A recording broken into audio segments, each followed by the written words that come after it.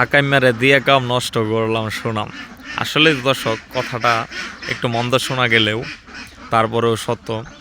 আমার এক খামারি ভাই যে আমার কাছ থেকে খাবার নেই, আমার এই পার্শ্ববর্তী এলাকার, সে আমাকে ফোন দিয়ে বলতেছে, ভাই আমার খামারের ডিম তো ওঠানামা করতেছে, আমার খামারের সমস্যাটা কি সেটাই আমি ধরতে পারতেছি না। তাই আমি তার খামারের মধ্যে আসা এমন কিছু ঘটনা দেখলাম যেগুলো আসলে খামারিদের থাকা উচিত না। এইগুলো আসলে ফার্স্ট এবং প্রাথমিক নলেজ। যদি এইগুলাতে আমরা সমস্যা করি তাহলে আমাদের হাঁস খামারে আসাই ঠিক না। যেরকম ভাই আপনাদের উপর বিচার দিলাম, এই খামারটার সমস্যাটা কি আপনারা একটুকুনা বলে যাবেন আমাকে। এই খামারটার মেজর দুইটা সমস্যা। এক, এখানে আবদ্ধ অবস্থায় খামারটা করছে, কিন্তু তার প্রয়োজন প্রতিদিন এই খামারটা পরিষ্কার রাখা।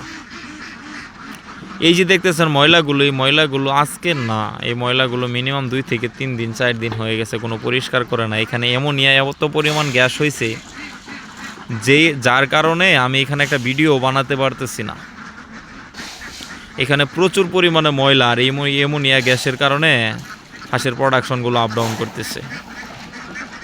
আর তার পরবর্তী কথা হচ্ছে, সে যে হাউসটা করছে, এই হাউসের মধ্যে সর্বোচ্চ 1 থেকে 1.5 ইঞ্চি পানি আছে, আর এই হাউসের মধ্যে মিনিমাম 3 থেকে 4 ইঞ্চি পানি দেওয়া দরকার। মিনিমাম 4 ইঞ্চি পানি দেওয়া দরকার। এই হাউসের মধ্যে হাঁসে গোসল করার মতোই কোনো একটা পরিবেশ নাই, তাহলে এই খামারের মধ্যে ডিম আপ ডাউন করবে না তো কী করবে একটু বলবেন।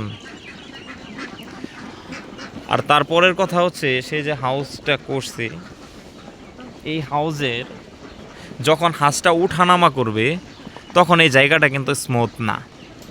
দেখেন ইটগুলো বেশি রয়ে গেছে। আমি কিন্তু এর আগেও বলছি, একটা ডিম পাড়া হাঁস হচ্ছে একটা প্রেগনেন্সি মহিলার মতো। একটা হাঁস যখন পেটের মধ্যে ডিম থাকে, একটা প্রেগনেন্সি মহিলার চাইতে কোনো অংশে কম না। যখন এই হাঁসটা এখান দিয়ে উঠানামা করে, তখন কিন্তু খুব সহজে উঠতে পারে না। ঠিক ওইরকম একটা বল প্রয়োগ করতে হয়, এবং সামনে যে ইটটা আছে, সেই ইটটা যখন ইটটা ক্রস করতে যাবে, তখন দেখা যাচ্ছে ডিমের হাঁসটার যখন থলিটা নিচে নামা থাকবে এবং ডিমটাও নিচে নামা থাকবে, তখন দেখা যাচ্ছে এই ইটের মধ্যে যখন বাড়ি খাবে, তখন দেখা গেছে ডিম ভাঙার একটা সম্ভাবনা থাকে। সেই হাঁসটা একটা ঝুঁকির মধ্যে থাকে। তাই যখন আমরা আবদ্ধ অবস্থায় খামার করব, তখন এই বিষয়গুলো অবশ্যই মাথার মধ্যে রাখা লাগবে। ভাই রাত পাইতেই যে হাঁস খামার থেকে ভালো একটা আউটপুট পাবেন, মোটামুটি হ্যান্ডসাম একটা ইনকাম পাবেন, তার প্রতি যদি আপনি ভালোভাবে খেয়াল না দেন, তাহলে সেইখান থেকে ভালো কিছুর আশা কেমনে করা যায় ভাই। আপনি যেই কাজই করেন না কেন, সেটার মধ্যে মন থেকে মিশে থাকতে হবে, তার ভালো মন্দ খুব কাছ থেকে বুঝতে হবে, তাহলে আসলে একটা খামার থেকে ভালো প্রফিট করা সম্ভব। ভাই এই 2টা বিষয়ের জন্য, এই 2-3টা বিষয়ের জন্য এই খামারের ডিমটা সাধারণ অবস্থায় আপ ডাউন করতেছে। যদি আপনারা খামার করেন, সুন্দরভাবে গুছিয়ে খামার করার চেষ্টা করবেন, অবশ্যই লস করার কোনো সম্ভাবনাই নাই। হ্যাঁ, যদি আপনার তকদিরে না থাকে, আল্লাহ পাক অ্যাক্সিডেন্টে লেখে, সেটা ভিন্ন রকম হিসাব। কিন্তু সে যে লস করতেছে, এটা আসলে কমন বিষয়ে অনেক ভুল করছে। ভুল করার কারণে, হ্যাঁ লস করে নাই সেটা ভুল বলছি। তার খামারের মধ্যে এখন পর্যন্ত 70% প্লাস ডিম আছে, তাহলে লস কিসের? কিন্তু আমাদের খামারের মধ্যে বর্তমানে ডিম মিনিমাম 75 থেকে 80% থাকা প্রয়োজন, কিন্তু দেখা গেছে তার খামারে 70% ডিম। সেজন্যই বলতেছি, যাক আলহামদুলিল্লাহ, আবদ্ধ অবস্থায় খামার করা বর্তমানে কোনো ব্যাপারই না। আবদ্ধ অবস্থায় খামার করার জন্য ভালো একটা খাদ্য লাগবে, ভালো একটা খাদ্য পাশে রাখবেন, পরিবেশটা সুস্থ রাখবেন, ইনশাল্লাহ রিজিকের মালিক আল্লাহ পাক অবশ্যই দিবে। যেহেতু 5 বছর যাবৎ খুব ভালোভাবে আল্লাহ পাক আমাকে দিতেছে, আপনারা পাবেন না কেন? অবশ্যই পাবেন, পেতে আপনারা বাধ্য ইনশাল্লাহ। আল্লাহ পাক কাউরে কখনো নৈরাশ করে না, হয়তো বা সাময়িক সময়ের জন্য পরীক্ষার মধ্যে ফেলাই, ধৈর্য পরীক্ষা করে। ভাই যারা আবদ্ধ অবস্থায় খামার করতেছেন, তারা খাবার নিয়ে অনেক ঝামেলার মধ্যে আছেন আমি দেখতেছি। আসলে খাবার নিয়ে ঝামেলার কোনো কারণই নাই। কম টাকার মধ্যে আমি ভালো মানের একটা খাবার উৎপাদন করতেছি, যেই খাবারটার বাজার মূল্য হচ্ছে 48 টাকা কেজি। যদি আপনারা খামার নিয়ে ঝামেলার মধ্যে থাকেন যে কি খাবার খাওয়াইতেছি, অত চওড়া দামের খাবার খাওয়ানোর পরে হাঁসে কোনো ডিম দিচ্ছে না, কাইন্ডলি তারা আমার সাথে যোগাযোগ করেন। ইনশাল্লাহ কম টাকার মধ্যে ভালো মানের একটা খাবার আমি সোর্স করে দেব। এখানে যে খাবারটা খাচ্ছে সেটা আসলে আমি খাবার তৈরি করতেছি, আমার কাছ থেকেই খাবারটা নেই। সেই খাবারটা, এই খাবারটার বাজার মূল্য হচ্ছে মাত্র 48 টাকা কেজি, যেটা কোম্পানির খাবারগুলো বিক্রি হচ্ছে 68 টাকা কেজি। ভাই, লাভ করব আমরা যদি এটা খাদ্য ব্যবসায়ীরা নিয়ে যায়, তাহলে আপনি এই খামার করে কি করবেন বলেন?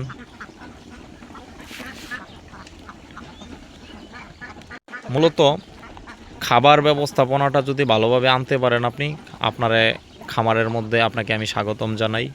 যদি আপনারা খাবার, অনেক খামারই আছে আমার কাছ থেকে খাবার নিতে, তারা অনেকটাই ওই কেয়ারিং খরচটা, কুরিয়ার সার্ভিস খরচটা সেটা তুলনামূলকভাবে বেশি লাগে একটু না বলে।